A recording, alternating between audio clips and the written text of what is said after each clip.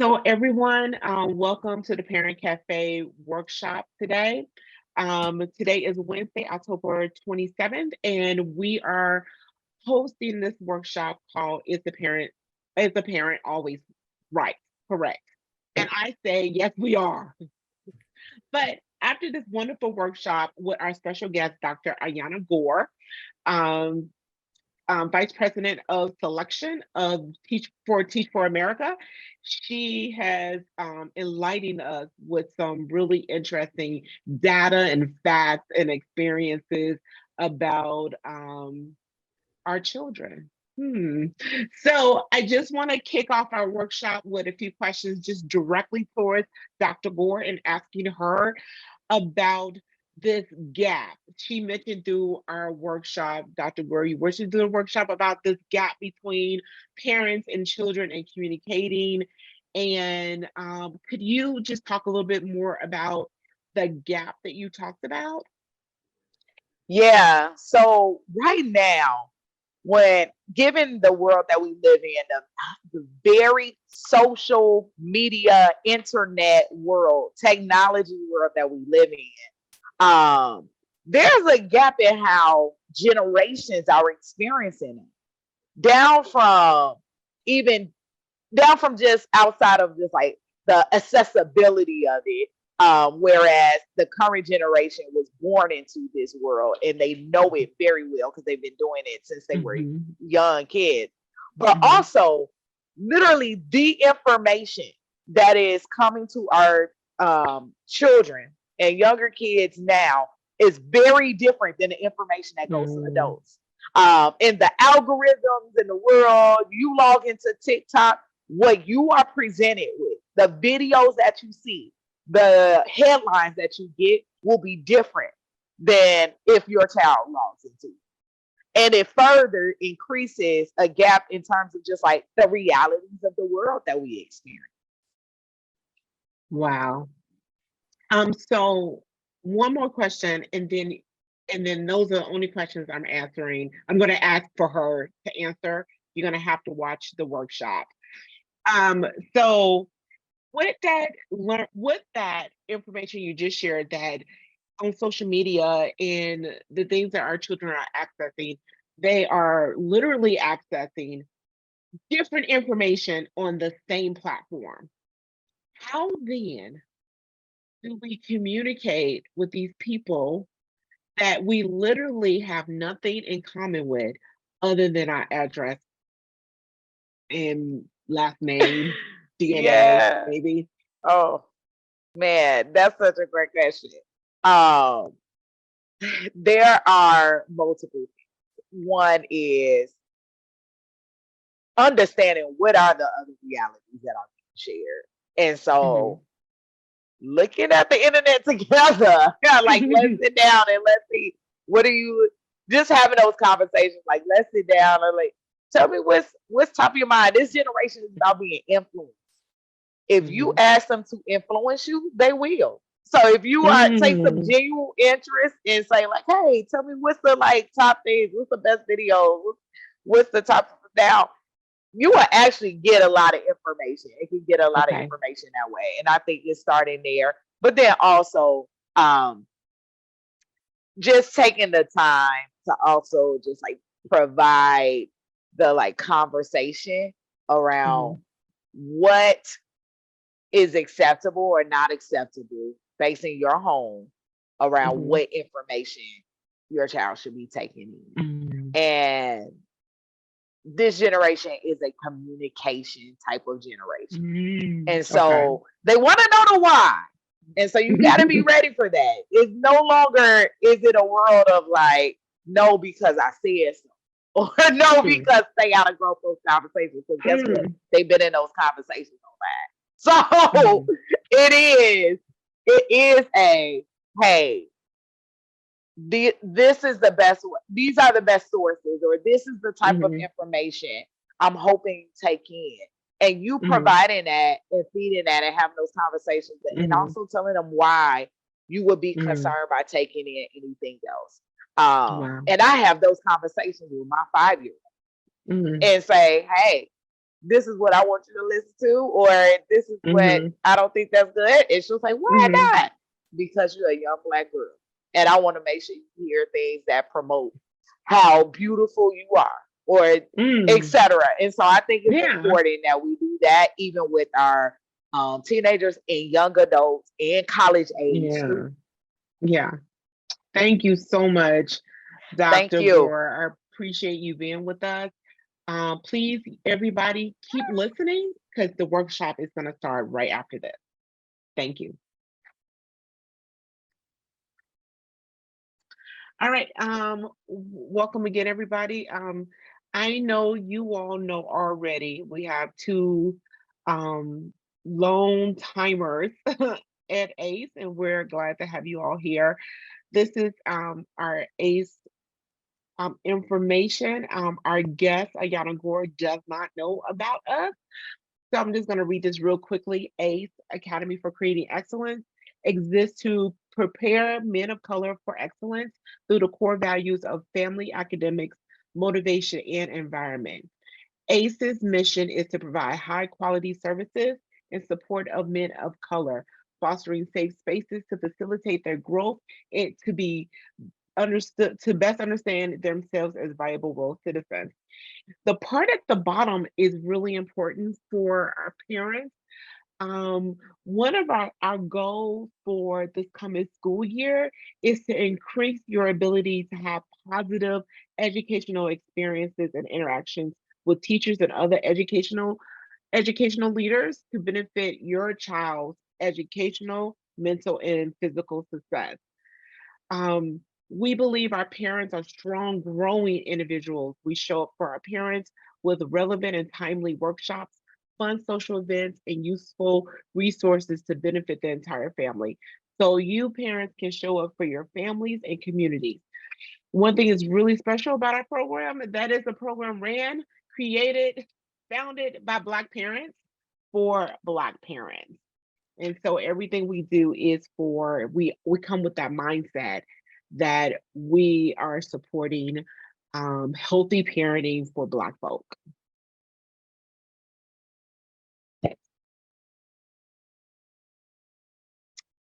All right, so quote of the day. Banana, could you read our quote of the day?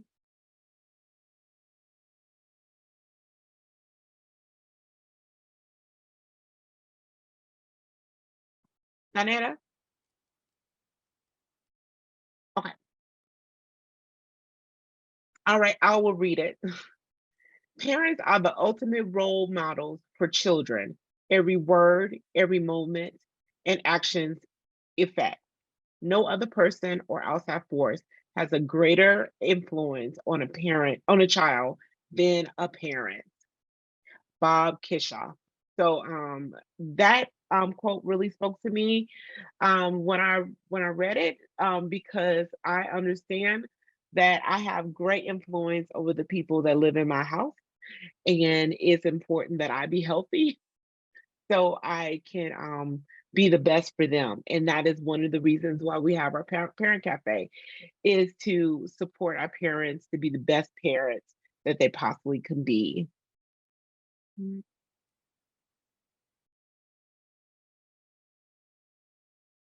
All right, so you all, we are not gonna waste any more time with me talking. We are going to introduce our guest, Dr. Ayana Gore, who is the CEO and founder of Gorgeous Incorporated and the Vice President of Selection with Teach for America. She'll be leading us in our time together for our workshop. Ayana. Hello. Thank you. I am super excited to be here and to talk with you all and connect with you all about parenting and interrogating our values within that. And I'm sure you may be wondering or even thinking like, oh, what is that? What does that even mean? Or what are we discussing, truly discussing in that? And so I'm gonna jump right into it. But before I do, I want to connect with you all in this space too and just get to know who's here and where you're from, or and what age are your children or child is. So if you could go ahead and put that into the chat, just name, what do you call home, or where you're from, and the age of your child, and I will introduce a little bit about myself. Before I do, can I just double check? Can you all see my screen? Are we all good to go? Yes. Awesome. Thank you. It's only all a right. little. Can I talk to you? Because I missed Yeah, you. go ahead. Yes. Listen, this is how you doing? Mother of the Johnsons. Yes. How are you? I'm doing well. I miss you too. Girl, we got to talk. Thank you, Queen. I miss you too. Well, I know you. I don't think I've met or had a Danyetta. If you're there, definitely let me know where you coming from, or who calls you mom. Myself, I am, as Kim mentioned, Dr. Ayana Gore. I used to be the principal at Summit Sierra High School. Even before then, I was a school leader in Chicago, Illinois. That's where I was born. But myself and my husband, my now 5-year-old and now 1-year-old, have been here for almost 5 years. So they will call Washington home, which is very interesting to me. But I've been in education for about 15 years now, where I have, I taught high school science. I was leading and coaching teachers, and I got my taste to step into coaching because of classroom management. And they asked me to support teachers that were struggling with relationships and with classroom management. And I started doing that. And I guess somebody thought I did that really well and asked me to help run a school. And I've been running school for the last 7 years. But I now work for an organization, Teach for America, where I am looking for exceptional, equity-minded educators to go into classrooms across the nation. So that's the work that I do. And in that, and the reason I share that is because a big piece of the work that I'm doing right now is trying to attract people into teaching and trying to attract equity-minded people into teaching. And the demographic I look at are our college students. And I have been spending a lot of time digging into and understanding the values, the interests, the needs of the current generation, which ranges from our middle schoolers on up to like our low 20s, or low to mid, early to mid 20s. And so I want to bring you guys into that a bit, but I think it's really interesting to think through like our own values and who we are, what brought us to where we are and the generation that we're from, and then understanding the new generation, which is our Gen Zers, and just have a discussion around like, what does that mean for parenting, for how we interact there. So before we even get into like who are the Gen Zers and their values and characteristics and what society and the world is telling us right now about this group, I want to start with you. And you may have done this before. If you have not done this before, I think everybody should take time to interrogate their values. And if you've done this before, they often change. And we know, depending on situations you get on life. So on the screen right now, you see a list of different values. Kim, can you be a thumbs up or thumbs down? Can you actually like see the words of these different values? Okay, great. I'm going to give you 5 minutes right now. And out of these lists, and you can add your own because it's not stagnant, but I want you to pick out 10 values that are most important to you. 10 values. And jot them down somewhere so you have them. Feel free to put them into the chat or write them on a sheet of paper, either one. 10 values.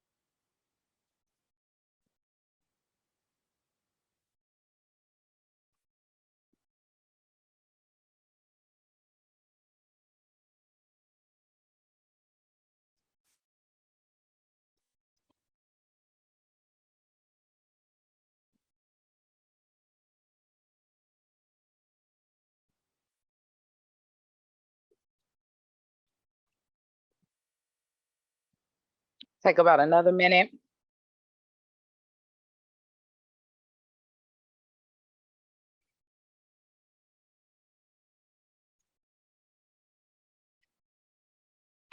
As you look at these words, think about words that, like, even as a parent, you're like, oh, this is definitely something I want, that I value, that I try to value in my parenting, that I value in my life, that I try to convey, that I try to represent.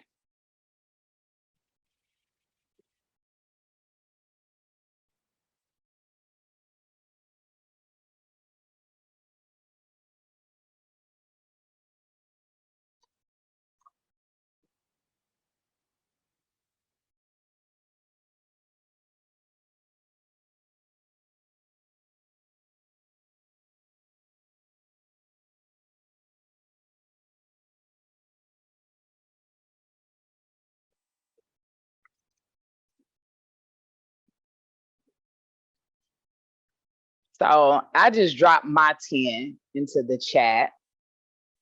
I have boldness, ambition, uniqueness, imagination, harmony, awareness, innovation, curiosity, diversity, and bravery.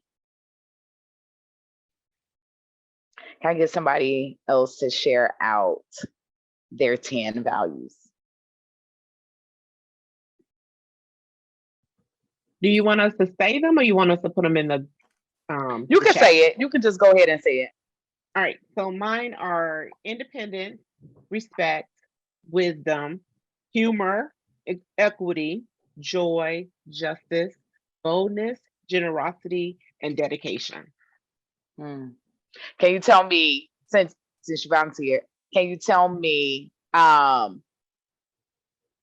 looking at your list, where do you think, thank you, Lakima, where do you think some of those values came from? When you think justice and I think, like, my life experience, those are things that either I worked hard to get, and so I value it more.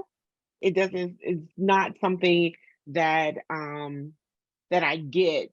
Some of these things are something that I have to really work for. Independence, justice, equity. Those are things that I work for as an African American woman. These are some things that I wish to grow in, like generosity and wisdom. Those are things that I continue to have growth into, and so there is a mixture of both. Yes, thank you. And I see a couple of others are adding to the chat. If there are more, I love you actually to add them. And actually, I'm reading like, oh man, CJ, I should have put faith too, because that's one of my values. I'm now going to ask you, you have a list of 10. The 10 that you listed, cut it down to 5. What are your top 5? You don't have to say it out, but go ahead and cross out 5. So you have 5 top ones left.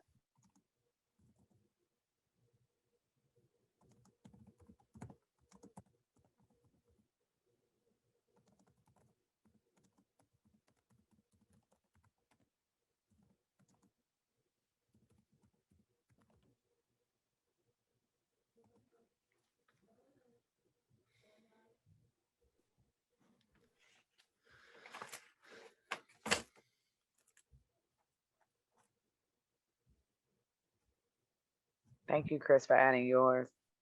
Yes, CJ is quick. You cut that down 5. Okay, you got ambitious, joy, faith, curiosity, empathy. This is my last time asking you to do this, but take that 5 and break it down to your top 3. I'm still trying to get down to 5. Oh no. Chris, you got your 5? Thank you. Top 3 values that must be true. Doesn't mean the other ones are not true.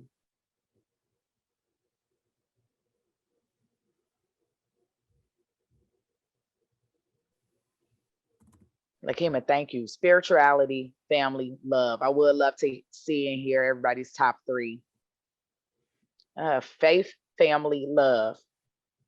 Lakima and Chris, you guys are real close. CJ, faith, joy, curiosity. Daniela, you got your top 5 is faith, family oriented, team player, love, and integrity. Take that down to 3 for me. Wisdom, joy, generosity.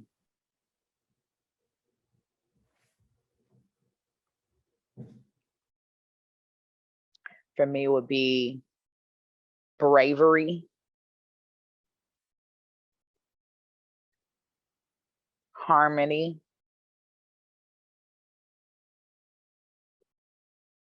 and diversity.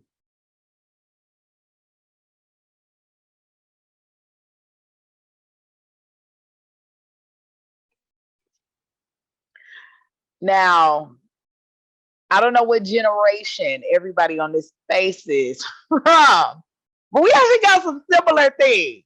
They got to just play integrity, team player, faith. See a lot of faith showing up, the joy, team player, that type of thing, and family, of course, which when you're here because you have family or you're a parent. And those are things like Kim mentioned, like our lived experience, our lives, our family, things that our parents ingrained in us, the things that they value, got instilled in us. Research shows that actually by the age of 7, a 7-year-old can reflect the values of their parent. Now they don't have a ton of lived experience, but the things that you value, a 7-year-old, for the most part, will value those same things. Now, we know as they get a little older and they start to get teenagers in high school, young adults, and they've had their own lived experiences. Different values come into play. And there's nothing wrong about that, but I just want to, and it's not always at a battle, but we know we always hear it gen after generation. It's like, oh, this next generation, you always hear that. But I want to name that like this new generation, Generation Z, is known to be, it's the first generation who will never know a world without internet. It's the first generation. It is a generation that values diversity, finding their own unique identity. It is the generation of influencers. Now, if you know that phrase, social media influencers, multiple avenues in the world, this generation alone is like, that's what they were born into and all they know as like what exists as in the world. And because of just such a dramatic shift in like what the way the world looks, is actually in reality there is a big gap between what parents have experienced and value and what today's generation value. Generation Z is a more racially and ethnically diverse group than any other previous generation. And they're actually on track to be the most well-educated generation as well. Right now, corporations, politics, businesses are all trying to plan and respond to what Gen Zers like, or the way Gen Zers operate, or the way Gen Zers are going to vote, etc.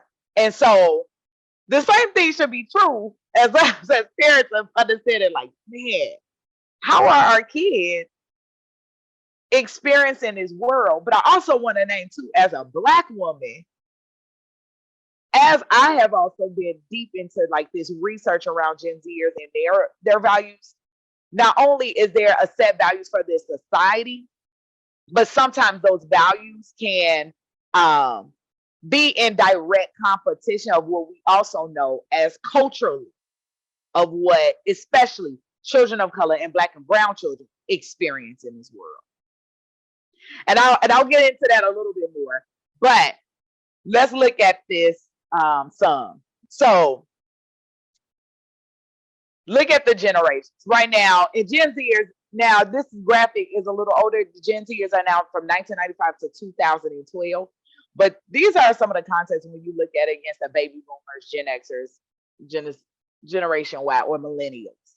And you can look and see where your generation is situated and where society placed its values and characteristics based on this generation. And then looking at Generation Z, where most of our children are falling right now. The context of what is happening in the world, behaviors of what we're seeing. Gen Xers were more, they were coming out like this baby boom was happening. Once this baby boom was happening, lots of products were being made, etc. So Generation X was like a pretty materialistic group, competitive, individualistic. It was a lot of consumption, status. Where millennials were more certain to like, okay, let's question, do we have economic stability? The internet started to emerge. Where now Generation Z, it's like there's so many, there's multiple realities, literally multiple realities. People live lives online, in person. We have the metaverse. You could buy fake Nikes online versus like what is happening in real life, etc. There is just so much. And then we also know the social unrest. Not only just what was happening in the pandemic, but also just period. Our kids are more in tune to what that is. And a lot of adults don't know or like are responsive to that.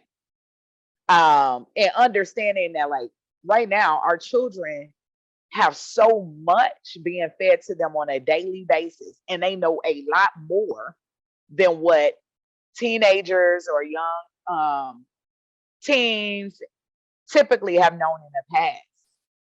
They are a generation of community. They want to talk, they want to hear, and they want to understand, and they want to fight for rights. It actually feels very reminiscent of how teenagers were in the 70s and early 80s, fighting for their uniqueness, fighting for their rights. But more so in that generation, was it like fight against the establishment and fight against the man? Whereas like this generation is like, no, we just gonna rewrite it. They're empathetic, they're systems thinkers. They act in the pursuit of justice. They're coalition builders. They're teachers. This generation is teachers. And this picture I have on the screen, this is Haley Valdez. She just graduated from high school, and she organized a Black Lives Matter march in the past summer in 2020 in Denver. She has been nominated to be an Enduring Ideas Fellow. This is a recent high school grad. This is Gen Z. But I also want to name, with all this greatness and all this activism and all this fighting, Gen Zers, there's a lot of societal pressure and societal characteristics and values that are also being placed on this generation. And things that we have seen too. The kids in this generation are more, they seem more reluctant to actually just like bust out into the world. What this has looked like, I could share just from my experience and the work that I do in my organization, Teach for America, which is a part of the Peace Corps. Historically, especially back in Gen Xers and millennials, there was a space where you would sign up for the Peace Corps and be open to go serve and do some work anywhere. That is not this generation. This generation wants to be close to home. This generation, we have seen, have been last or not likely to go and learn how to drive. They want to see, they like are reluctant to like go and seek the adventure. If they left to their own devices, literally to their own devices, and want to stay, they would rather be with their phones, computers, etc. But they do call, like I said, they do call out things that are not ethically correct. They call out toxic masculinity and structural racism. The vocabulary around these things, microaggressions, they are sophisticated and worldly. But they seem content by doing that close to their home, in their own homes, in their own bedrooms. Most of the Gen Zers right now are less likely to move out of their parents' home.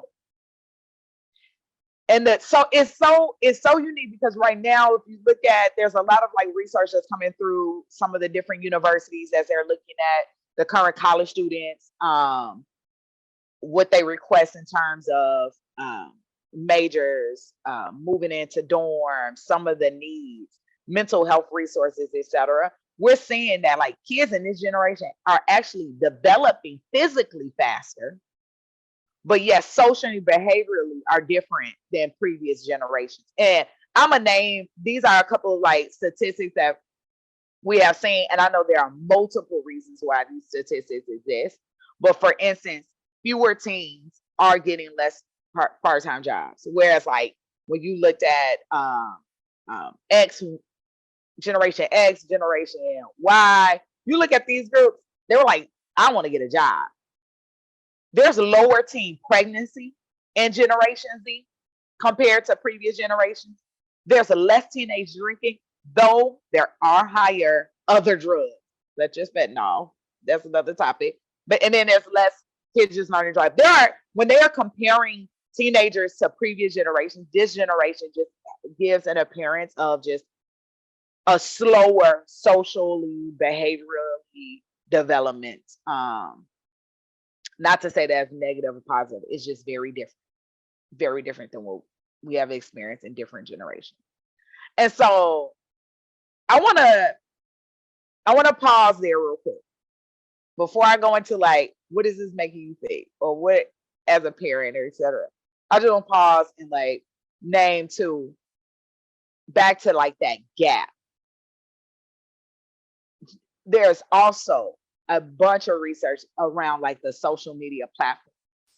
And you know, there's a different algorithms. I don't know if you ever been on Facebook and say, oh, comment on my post because I'm trying to fix my algorithm and things like that. There's literally, when you look at the data based on age groups, adults are seeing very different content than their teenagers. The algorithms are moving us further apart. We are experiencing different society than what our teenagers are experiencing. We get different information. We see different realities. And while that creates a gap, it also bridges a gap too. Teenagers have access to a ton of information and can have a bunch of conversation with you about politics, about development, about the world and what's going on in ways that typically did not happen in generations beforehand. So I said a lot. Before I have some questions I would like to open up into like a discussion But I just want to open the floor quick too, and also feel free to put in chat. What is this making you think? Oh, questions do you have just around like the values or the characteristics of this current generation?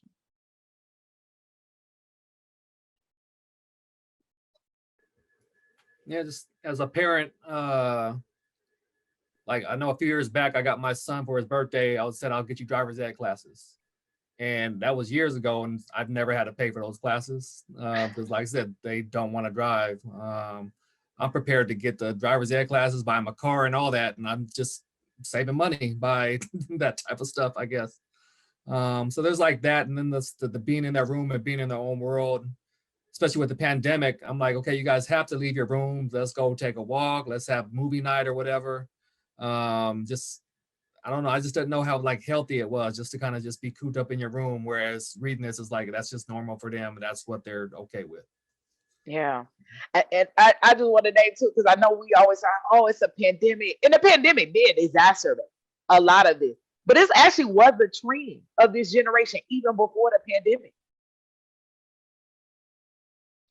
Anybody else? Anybody else? Like, does this information resonate with you? Have you seen this? CJ has a question. Yes. He says he agreed with a lot of it. How much is it our doing?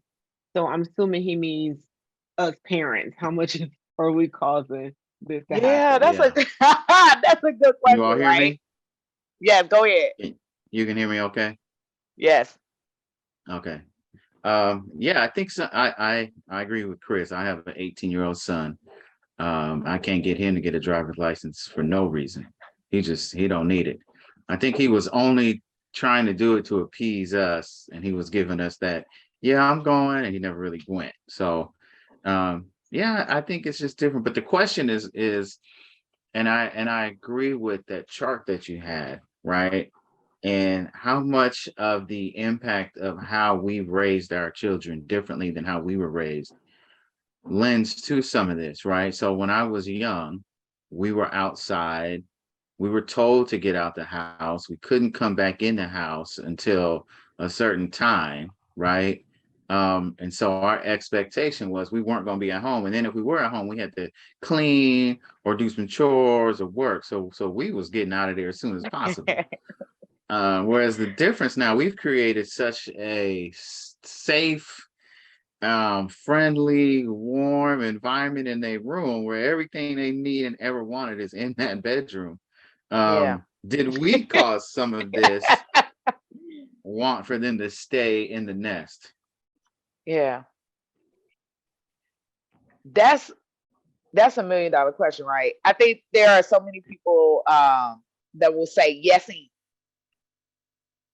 The way the world has shaped, and I mean the internet alone, or the way things change. Just for example, I was outside. There was no internet for me to be like on Facebook. I remember the day when like I first got introduced to like a MySpace page or something like that, or a Black Planet or something, where it's like, and then like get on the computer but it was a time where like that didn't exist. Or like phones, I had to wait for somebody to call me, or I got in trouble because I used three-way and it cost 75 cents every time you did a three-way call. I remember my mama yelling at me for that. Whereas like in this day and age, right, we move like as human beings, like we just move with the times, especially if you Gen X. That was a materialistic word. Like there was a lot of status, a lot of things were being developed. So the new thing came out, let's get it.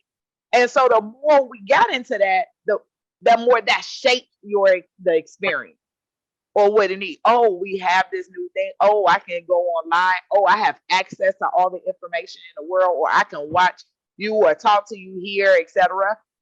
And then I could just do this from the comfort of my home. Why not stay?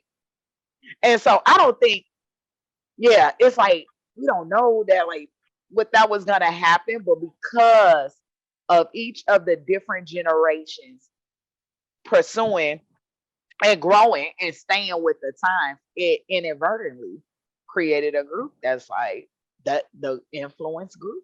Generation Z. This group will influence. I based on right now what's happening, when I say like Fortune 500 companies are literally having meetings, board meetings, discussing Generation Z and figuring out what, like, they're going to influence almost every sector, including politics of this world, Generation Z. From the So, TikTok, Ayana, from everything. Yes, go ahead, Kim. so this is concerning for me because Go I ahead. have 3 Gen Z people that I financially take care of. And I'm concerned that I will be always financially taking care of these people based on your data. And also, I am concerned because based on all the values that you've showed about them, that you know what, I feel like my generation, I feel like we knew we had to get out there, work. We did, we had like plans. We did not want to be broke. We wanted a car. We wanted a place to stay. We wanted a place to hang out. We wanted the money to go out. And then you had to work and get that money. But I feel like this generation is Gen Z. They don't care about nothing. They don't care about going out. They don't care about hanging out with friends. They don't care about money or attaining money. They don't, they just don't. And I have a hard time understanding this generation because I don't understand how are you going to make it if you don't care about these things. And influencing is different than making money. People can hear you talk and put, and give opinions all day long, but if they're not paying you and you can't get out this house, anybody's house, anybody who's raising Gen Zs, get out their house, how are you gonna be successful and make it? Lakima, look like, were you about to say something in response to that? Yeah, so all 3 of my kids are hustlers. So I have the exact different piece. They want me to incorporate them. They've been having a business since they were 9. The twins were 9 and Phoenix 7. They all got checking accounts and all that. And when their money get low, they looking on how they can contract to do a mental health workshop or whatever. So I'm not concerned about them making no Skrilla because they're about their money, right? And their stocks and all that. What I wanted to say is after Dr. Gore left Summit Sierra, Phoenicia tore that fucking school up. I'm just gonna tell you. She shut down the school and did a protest, Queen. I don't know if you heard about it. So I she did. led a whole protest. You see what I'm saying? So that's what I'm concerned about is that, that they're very fiercely around justice. What I'm finding is that they are lacking the intuitiveness that we had because they've been plugged in. And so I'm concerned about survival around situational awareness. You understand? Yeah. That's the part that is really concerning me, right? When I send you out there, is your spidey senses gonna feel that dude around the corner trying to get with, that is my part. My part, that's the part that I'm like, damn, how can you not sense that? You know what I'm saying? Like I can sense danger. Yeah. They can't sense danger, and that is the part that's frightening the hell out of me. Yeah. Yes to all of that. And this is where you actually both are touching on where I said I want us to talk about this, but then I also want to layer in the fact of like we're raising Black kids. And what does that mean? And CJ just put it in the chat. Like, I don't want to say this generation not hustling, but I don't know if you guys have seen it. There's actually, so there's Bel Air. I don't know if you guys seen the new Bel Air, but the way they portray Hillary's like, I'm going to be a social influencer and make money this way. They also are doing that on the TV show, The Chi. The kids, they're hustling, but they're doing it in this generation form. I will name that. It is more of like, this generation is like, what you see on the screen, being empathetic. They want to be like, I'm fighting for justice. And this is about the world I want to create. And I'm with you though, Lakima, as well. Is like, wow, this generation has that mindset of like, okay, I can relax. This is about me. It's gonna happen. And influencing others. But at the end of the day, systemic racism still exists. And this world, as much as the generation has changed, and some values have changed, this system and structure of this country has not changed that much. And so how has our children, how when they go out into this world, like you saying, and they're like, okay, I have this value of like, I'm gonna fight for this right, I'm gonna do this, but is everybody around you going to fight for it like you when it's the Black girl that's up front doing it, or the Black boy that's doing it? And when you look at when you look at the social media and influencers and etc., and I mean, you do see a lot of, and it's a more racially diverse generation, yes. But we do know and still see that white dominant culture still persists. And I feel like that's in direct conflict with the values of this generation right now. I'm sorry, somebody was about to come off mute.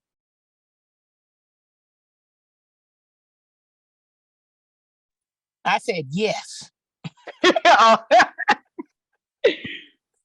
And how do we value that that's the point of this, of like, yeah, the parent, is the parent right, always right? I know it's sarcastic, like we are always right, values change, things change, but also there are values that we have had that have carried through history. And how do you continue to instill that in your children while understanding and being able to be responsive to the characteristics and changes of today? And there are things to like feed into and grow from this generation. And I think there are things to actively fight against or to build awareness around and ensure, like, I want you to be aware why you approaching this, or why you feel like this, or why you doing this. How are you going to be? I want to make sure that, like, if I'm gone, you are able to look and care and check for yourself, because generations continue to grow and change. Yeah, I think for me, that's my number one concern. My children, so I'll say it like this. I think we've built a comfort space in our home to which we promote education, higher learning, career, and want you to do well in life, right? And in doing so, we've also put them in certain environments where they might be the one of only Black boy or Black girl. Yeah. Right. And so it's a dichotomy to which it's like, okay, we're telling you be Black, be strong, all these things, but yet we're putting you in spaces where you're the only one that looks like you in that environment. And then we're expecting you to act a certain way, but that's not the environment to which we've put you in, right? And so knowing what I know about how this world works, yes, I would love for my son and daughter to just live life, right? And just be able to go to school, go to work, and do their thing. But there's a reality to which there's a world we live in, right? And regardless of how many friends they have that are not Black or not people of color, and they want to be woke, or they don't use the N-word or whatever it is that they think that is current to show their support for people of color. If something happens and the police are involved or something is involved, they're not going to treat you as if you're one of them, right? And I think we know that as a collective on this call, right? But it's how do you manage a generation that thinks globally, where a lot of us, I bet you if we really just thought about it, a lot of us grew up locally. We may have visited and seen other things and done some other things, but I bet you, like your question earlier, where are you from? What do you represent? Our generation was big on, I'm from this spot, right? I'm from Seattle. I'm from South. I'm from wherever it is. And that was big to us. That was important to us. Where this group is like, they're global. They don't really even care. I mean, unless they're involved in the street life, they really don't care about that. Like they're really just on this. It doesn't, we're just here. And so I'm concerned. My son's in college, but he's in this very, very white college. There's white schools, and then he's where he's at. This is a whole different thing.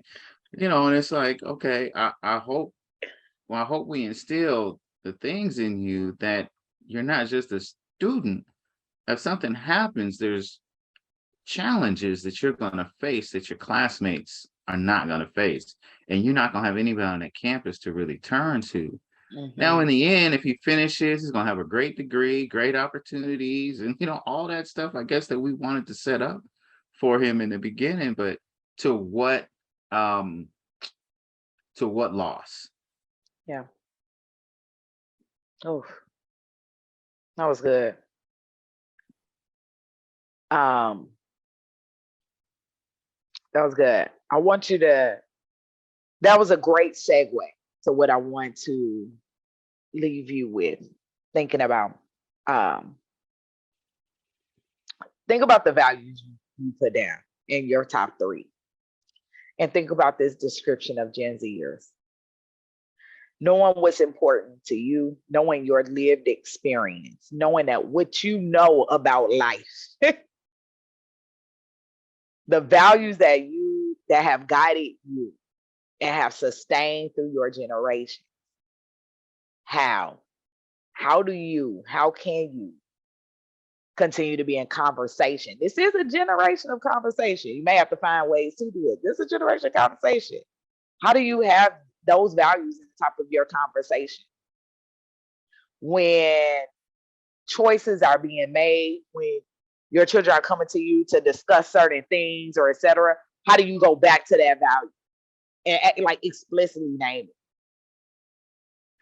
How's it going into the decision making and interrogating the decisions? I'm sure you did looking for, like, you have to, like, okay, now what made you do this? And have them walk through the steps and name their values and characteristics for themselves in that decision making. But knowing what you know about yourself and the changing of the society today, how are you going to use that to relate to your child and like understand that, like, okay, we're home, that the children are homebodies. They rather do they're influencers. They want to connect. They are social justice advocates. They are fighters. But they need to know that this world, not all kids are going to have this world served up to them on a silver platter. And making that a part of your conversations and decision making. And I'm not saying go and take out the computers and laptops. I mean, this is the world. This is their world. That's all they know. Like I said, they don't know a world without internet. But how we step back and have those conversations about values? How do you have, even going through and understanding what are they valuing right now? Because your kids have their own values too, and as they're making their decisions, they go off to college and they're choosing their majors and they're doing things. How is it reflective of the values that they're picking?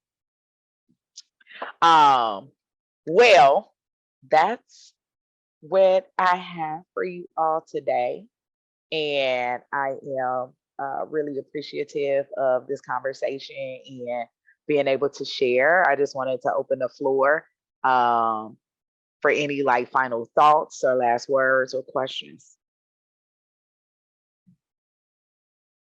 I think this is a really hard question, only because when you mentioned earlier in your talk about the gap, I feel the gap often. I feel that they have access to so much information even beyond me. Like they're interested in so many things that I have absolutely no interest in. I don't care what rapper is saying this and what sports is. I don't those things that I'm not really interested in, and the things that I'm interested in, like, you know, doing well in school and picking really great friends and building strong relationships. They are not really interested in those things either. So having conversations are often, I have to lay on my core beliefs that I feel like I have all of these values, but I have these things that are really core to me and what's core to my family. And Mm. those are non-negotiable.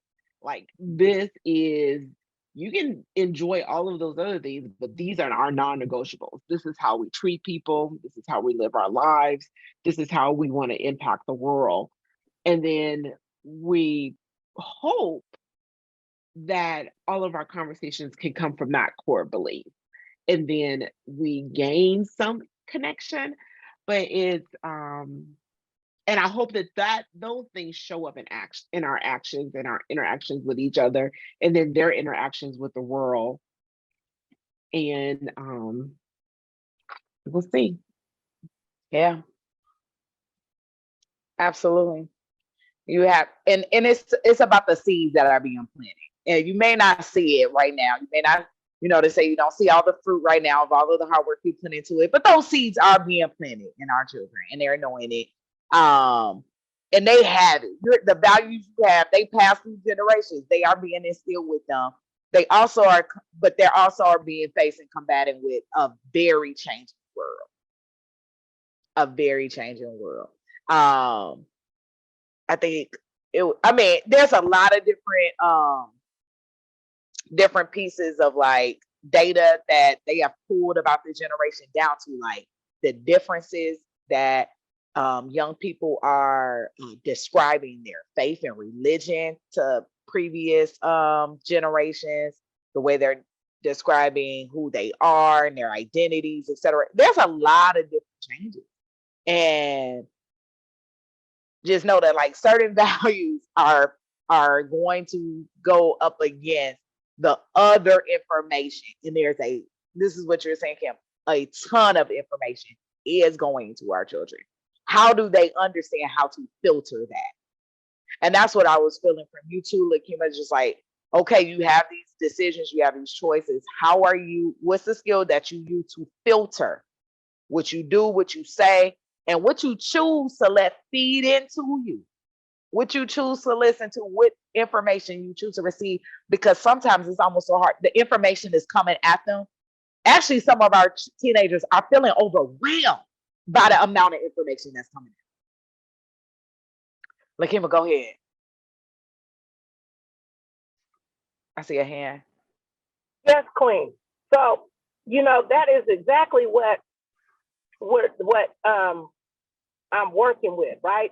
And so I thought that, I may have been jacking it up.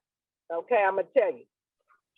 Thought I was jacking it up. I knew that I was ensuring. I said, you need to be, to all the children, you have to use discernment in what goes into all of your orifices. Okay, from your eyes, your nose, your mouth, your ears, and what goes into your body and whatever orifices you so-called choose, right? Because your temple is your temple. And whatever comes in, if it's toxic, will seep in and cause dis-ease, whether that is mental illness, whether that is physical illness, whether that is psychological warfare, those things, right? So with having those conversations, I thought, I'm doing all right. It looks like I'm doing all right. Benicia wrote an essay. And she talked bad about us. Okay, she talked about you. She talked about me. She talked about you, Kim. She did. She talked bad about us, right? As the African community, as the Black community. She spoke specifically around Black perfectionism, okay? Which is deep, girl. It's multifaceted. I'm going to have to show you it, Dr. Ayana, so you can feel what I'm talking about. But it gave me a lot of, at first it made me raw. And I had to share it with Dr. Mims, Dr. J. Nichols, Edwin, I had to share it with some of Delbert Richardson, like all the people that have formed and poured into these particular charities, that some of our indoctrination and what we have subscribed to in regards to what we've had to deal with white supremacy culture, right? And internalized racial inferiority, and this idea that we got to be 4 times better based on white supremacy and European exology. You understand, right? These things. Yeah. But ultimately, she found the term that I gave her a long time ago. She said she has reignited it. Take the best and leave the rest. I said, well, shit, if she got that, we're gonna be all right. Okay? Because she went through the panic attack, the anxiety. So I really appreciate this conversation. I really love looking at the different characteristics of these generations and how the environment tends to form them. But do know, parents, that our core values that we've had for thousands of years have trickled down through to our children. They have it. Now, the refinement is the part that we have to, pivot on to try to refine it based to their cultural context now. So Absolutely. That's all I wanted to say. I thank you, doctor, and I'm going to send that girl because she's a finalist now. Okay, with that essay to get the full scholarship to Cole University. When you were talking about the college with all the white folks, this will be a college where my little baby is going to be one of the little specks. Okay, if she was to go. So thank you. And she'll be ready for it. Well, I thank you all for this conversation, and definitely this is still ongoing. And as I continue my research and things like that, I definitely can share out. But being connected into spaces like this with other parents, especially Black parents, and raising children that look like us and they stand in community is important. So thank you for the time, and I toss it back to you, Kim.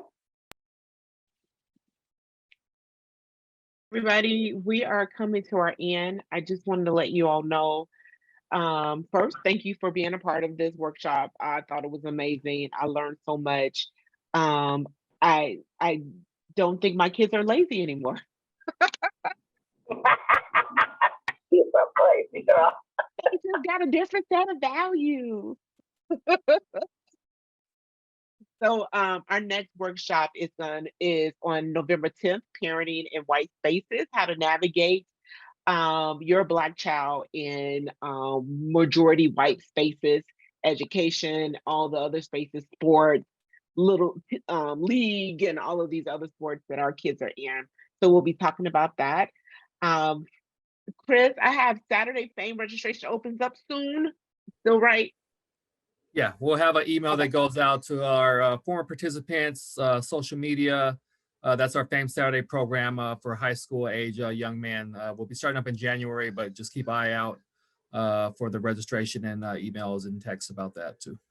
All right, great. Thank you, Chris. And then we'll have our holiday social, which is December 8th at 7 p.m. I'm working on the location. So I will be sending out that information hopefully within the next couple of weeks. And so you will have that. And then the next slide. Okay, go ahead, Chris. Yeah, just a couple of things we got going on with our Fame Game program. One is a youth internship. Is currently the application is open for that. That is, we're looking for 4 young men, ages 14 through 24, to be an intern to help develop workshops on mental health. And then they'll deliver those in the Seattle area after they develop that. So $20 an hour, 20 hours a month for young men to apply for that. So that's on our website. And then also here, if you want to take a screenshot or point your phone at the QR code there. So that's the internship we have open. And then we also, this upcoming Saturday, we have a resource fair at our ACE offices there down the street from Franklin High School. We'll have jobs, vendors, programs, and more. It's designed for Black males ages 14 through 24 They can come for the resource fair from 12 to 2. We'll have lunch and all that also. And then up at 2 o'clock, we'll have a NBA 2K video game tournament with prizes and all that. So a little bit of resources and fun stuff from 12 to 2, and then just some fun video game stuff from 2 to 4. And that's free. And like I said, lunch and everything is included.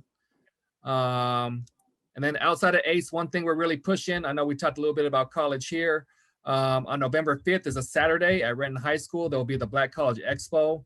So that's just going to take place at Renton High School. It's normally in their gym. They have tons of HBCUs and local colleges and out-of-state colleges there. So regardless of the age of your student, it's great for them to just come and talk to college representatives, learn more about college. And if you actually have a senior, a lot of them can get accepted on the spot there to a lot of colleges, including those HBCUs I mentioned. And they all give out lots of scholarships too at this event. So this event is free. Again, Renton High School, November 5th. Highly recommend you can attend that if you and your young people are available. Go ahead, Lakima, your hand is Quick question. Yes. I have a quick question about that particular piece. We're going to be in we're going to be in Iowa, right, on the 5th. And what I want to do is see if we can get a proxy for Phoenicia for that expo. Do you know if we can do that? You say like a online option? Is that what you're saying? Well, it could be an online option, but a proxy, right? Because Phoenicia got all her things. She got her FAFSA, she got all the stuff. But we are literally going to be at the other college on the same day. Okay. In Iowa. And so we didn't know that was going to be on the same date, right? Yeah. And so I'm trying to see if there's a way to get a proxy because she wants to apply to Howard and some other colleges, right? Yeah, I think that should be possible because oftentimes I send kids there with a portfolio that includes like their transcript, maybe a copy of their personal statement, essay, and test scores, things along those lines. And then the colleges make their decisions based off like normally their transcripts. Can I have that too, please? Yeah. One more time. I said, can I have that information too? Yeah, I'll work with Kim to send this all out. But I think, yeah, if you had like a relative or someone you wanted to send with your students, like portfolio with their transcript and all that, I think that should work. And if they just let them know the case, like, hey, my student's out of town, they really wanted to come, but they're out of town visiting another school, but they really wanted to kind of talk to your school to just share their transcript and all that to see if they can get accepted. I think that should be acceptable. Okay, great. So I'm gonna have my mama go. Okay. Yeah, and then there's the day before, there's a National College Expo at the Convention Center Friday during the day. So I don't know if you guys are still in town at that time, but that one's like yeah, I wish I could, but we gotta leave like Thursday morning. It's gonna take all freaking day to get to Iowa. Don't make no sense. Yeah, so as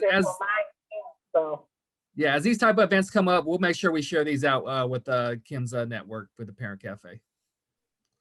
Also, can you send Dr. Ayana's contact information, because once the Zoom stops, I won't be able to get it.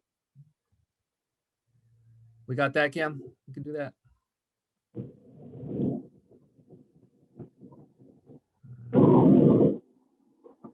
Yeah, we can definitely do that. And then, let's see. This is the beginning of our school year, so we will be having workshops. It'll be 2 workshops, then a social event, then 2 workshops, then a social event. So we'll be hip hopping like that. Is that what it's called, hip hop, or is it hopping? I can't remember which one it is. So anyway, if you all have any suggestions of information that you all want us to highlight on a workshop level, please let me know.